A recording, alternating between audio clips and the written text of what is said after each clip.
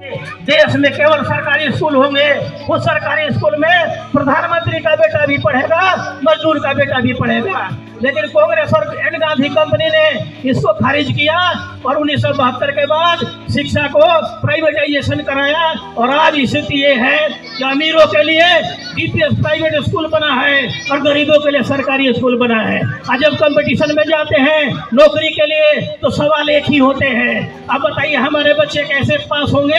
हमारे बच्चे सरकारी स्कूल में पढ़ते हैं क्योंकि हमारे पास महीने का 10,000 रुपये देने के लिए हमारे पास नहीं है। तो इसलिए गरीबों के बच्चे सरकारी में, अमीरों के बच्चे प्राइवेट स्कूल में। ऐसे ही अस्पतालों का हाल है, गरीब लोग सरकारी अस्पताल में जाएंगे, अमीर लोग प्राइवेट में जाएंगे। एक गांधी कंपनी और मनवादियों की सोच थी जिसको उन्होंने लागू किया, बाबा साहब नहीं चाहते थे साथियों। तो मेरे कहने का मतलब ये है कि बाबा साहब को आज ज्यादातर लोग यही मानते हैं, जानते हैं कि बाबा साहब ने देश का संविधान लिखा। ये मैं भी कहता हूँ कि बाबा साहब ने लिखा, लेकिन बाबा साहब एक वकील बाद में थे। बाबा साहब अर्थशास्त्री थे और भारत के नहीं दुनिया के अर्थशास्त्रियों में बाबा साहब का नाम बड़े सम्मान के साथ लिया जाता है।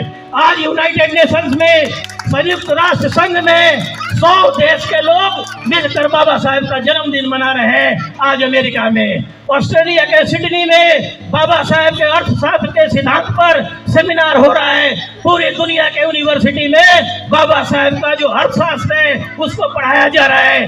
लेकिन भारत में मनुवादियों ने बाबा साहब के अर्थशास्त्र के सिद्धांत को रोका, भारत में आने से रोका, क्योंकि इनको डर था कि बाबा साहब का अर्थशास्त्र अगर भारत में आ गया तो उनके सामने कोई टिकेगा नहीं।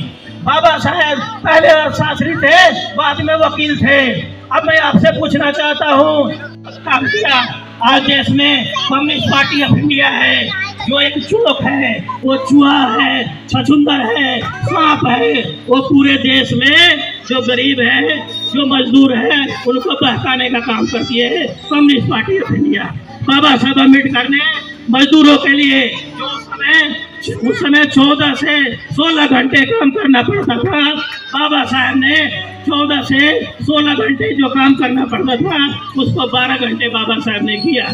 बाबा साहब ने श्रमिकों के लिए जो पीएफ, बच्चों ने बताया, पीएफ की व्यवस्था की, ईएसआई की व्यवस्था की, और महिलाएं जो पेट से होती है तो काम के दौरान 3 महीने की छुट्टी उनको मिलेगी और पूरा पेमेंट मिलेगा। ये व्यवस्था बाबा साहब अम्बेडकर ने किया। वायसराय की एग्जीक्यूटिव में बाबा साहब रहना चाहते थे, मनुवादियों ने रोका।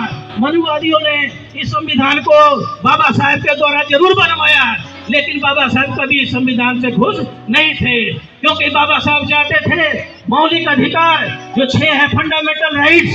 बाबा साहब क्या चाहते थे? उसमें 3 अधिकारों को मौलिक अधिकार में शामिल करना चाहते थे। वो पहला है राइट टू एजुकेशन, शिक्षा का अधिकार। और मनुवादियों की सरकारों ने स्टालिन की किताबों को रोका, बाबा साहब की किताबों को भारत में आने से रोका। तो ये आपको समझने की बात है।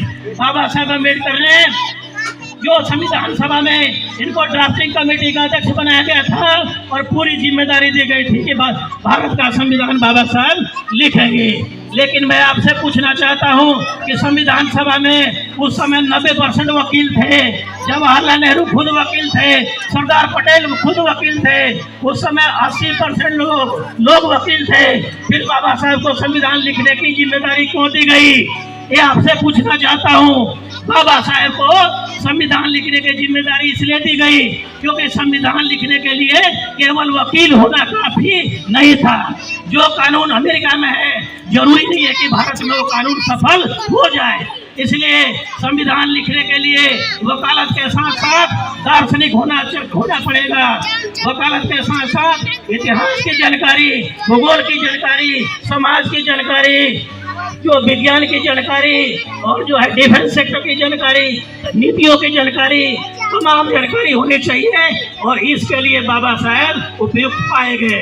अपने पहले भाषण में ये साबित कर दिया बाबा साहब अम्बेडकर कि वो केवल वकील नहीं थे, बल्कि वो 32 डिग्रियां लेने वाले विश्व के पहले महान व्यक्ति थे। और मनुवादियों की सरकारों ने उनके योगदानों को हमेशा रोका, दुनिया को नहीं बताया। लेकिन आज जब दुनिया को पता चल रहा है तो पहले बाबा साहब को 7वें नंबर पे रखा गया था पूरी दुनिया में ज्ञान के क्षेत्र में। लेकिन जब इनके बारे में खोज हुई, इनके बारे में जांच पड़ताल हुई, जब बराक ओबामा ने कहा कि बाबा साहब अम्बेडकर जो है सिंबल ऑफ नॉलेज है, बाबा साहब अम्बेडकर जो है सिंबल ऑफ नॉलेज है, क्योंकि 300 साल के इतिहास में कोलंबिया यूनिवर्सिटी में जितने बच्चों ने वहाँ से पढ़ाई हासिल की और बड़े बड़े पदों पर गए, 300 साल के इतिहास में जब रिसर्च किया गया तो बाबा साहब का नाम पहला आया। तो बराक ओबामा उस समय राष्ट्रपति था अमेरिका का।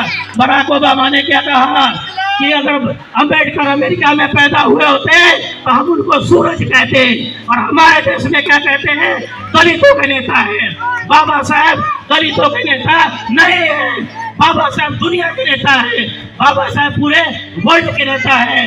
ये आपको किसने कहा कि बाबा साहब ने केवल दलितों के लिए काम किया? मैं आपसे पूछना चाहता हूँ, बाबा साहब वे क्या चाहते थे? वो ट्रांसफर ऑफ पावर चाहते थे, जो वही हुआ। हमें आज़ादी नहीं मिली है, ये अपने दिमाग में आज से ही आपको डाल लेनी चाहिए। हमें इस देश में आज़ादी नहीं मिली है, आज भी हम गुलाम हैं और 1947 से पहले भी गुलाम थे। आज हम गुलाम क्यों हैं? क्योंकि 1947 से पहले जिसके पास 100 बीघे जमीन है वो भी गुलाम था, जिसके पास आज महल है वो भी गुलाम था अंग्रेजों के, हम भी गुलाम थे। लेकिन आज़ादी के बाद उसके पास 100 बीघे जमीन, हमारे पास 1 बीघा जमीन क्यों है? एक ऐसी आज़ादी है। बाबा साहब अम्बेडकर ने कॉन्स्टिट्यूएंट असेंबली में स्टेट एंड माइनॉरिटी, बाबा साहब का असली संविधान है स्टेट एंड माइनॉरिटी, राज्य और अल्पसंख्यक, ये बाबा साहब का असली संविधान है। ये जिस संविधान की हम बात करते हैं ये बाबा साहब का असली संविधान नहीं है। बाबा साहब इस संविधान से स्वयं खुश नहीं थे, क्योंकि पहले बड़े 5 बांध बने जहाँ से बिजली का उत्पादन होता है।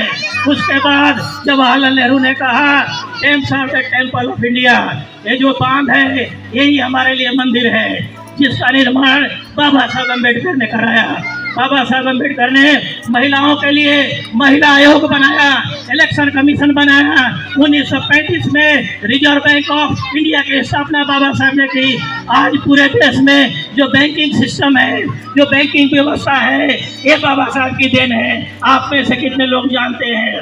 बाबा साहब अम्बेडकर ने देश के प्रत्येक जिले में रोजगार कार्यालय खोला, जहाँ पर लोगों को रोजगार दिया जा सकता है। इस देश में जो हवा हम सांस लेते हैं उसमें भी बाबा साहब का योगदान है। एक गलती से मत समझना कि बाबा साहब ने केवल संविधान की रचना की है।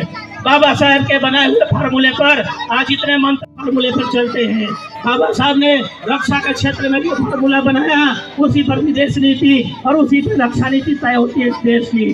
बाबा साहब अम्बेडकर ने अपने चार बच्चों की कुर्बानी दी आपके लिए।